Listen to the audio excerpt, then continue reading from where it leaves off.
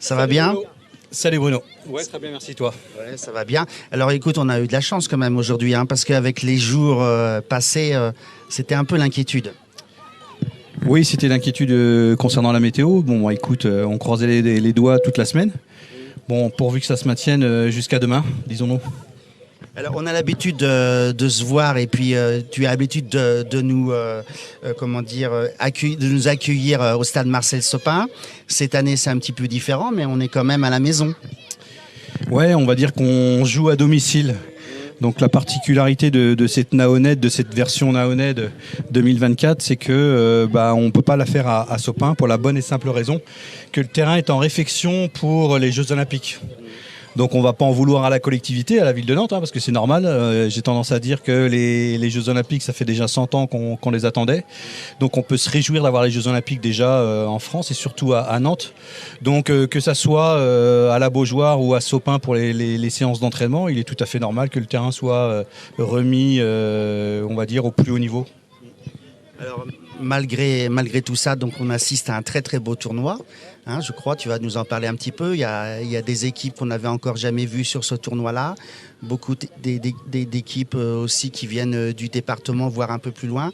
Et on est surtout à domicile, donc c'est bien aussi de découvrir ce stade de La Roche où vous êtes depuis combien de temps ? Donc disons qu'on est arrivé, on est résident du stade depuis 3 ans, depuis sa construction. Il est vrai que ça fait plaisir parce que du coup pour les enfants de pouvoir jouer à domicile, ça leur permet effectivement de retrouver des on va dire pas des automatismes parce qu'ils sont vraiment petits, mais au moins des habitudes qu'ils ont au quotidien sur les séances d'entraînement et avec les parents.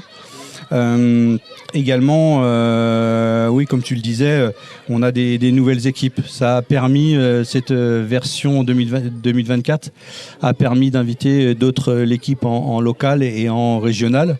Donc ça donne effectivement des perspectives d'avenir sur l'évolution du tournoi, à savoir comment on va pouvoir le faire évoluer sur par exemple 2 sites.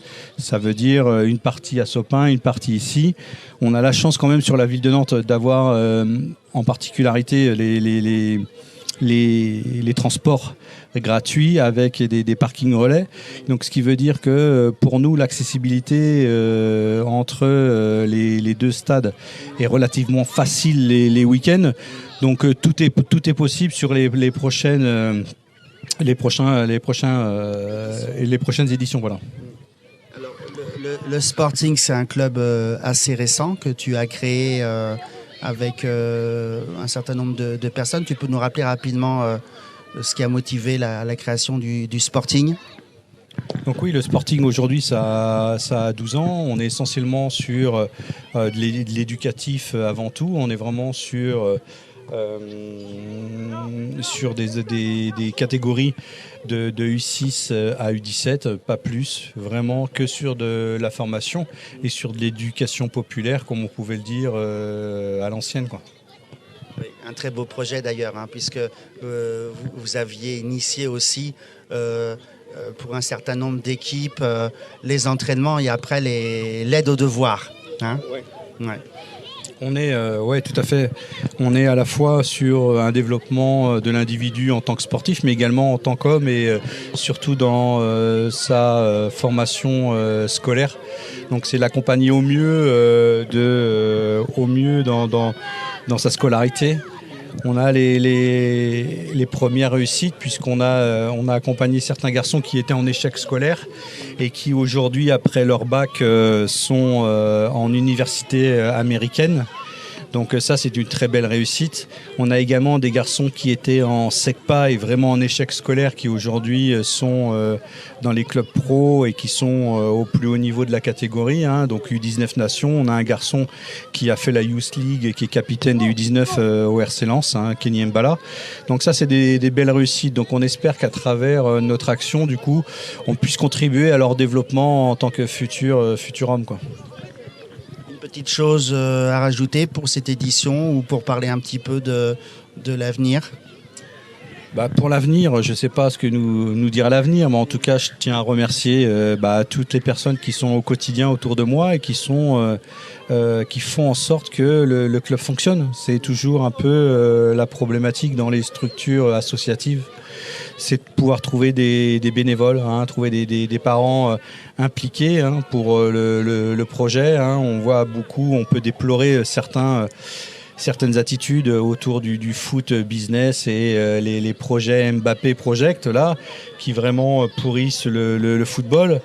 Donc aujourd'hui, qu'on ait vraiment un vrai projet autour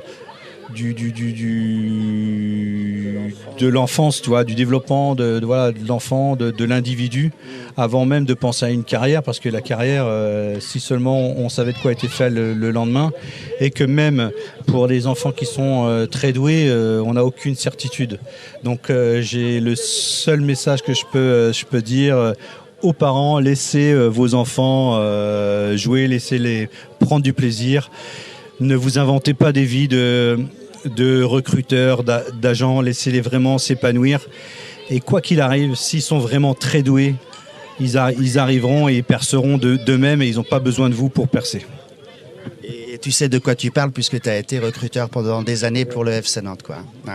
Merci Jérémy. Merci Bruno. Et puis à l'année prochaine. Enfin, c'est pas fini, mais on se dit à l'année prochaine. Et merci à mon studio d'être là à nos côtés en tant que partenaire pour tout ce qui est vidéo. Merci beaucoup à vous. Ouais, c'est un vrai plaisir aussi de mettre les clubs et les enfants dans cette situation où ils peuvent parler un petit peu. Merci. Allez, à bientôt. Merci. Merci.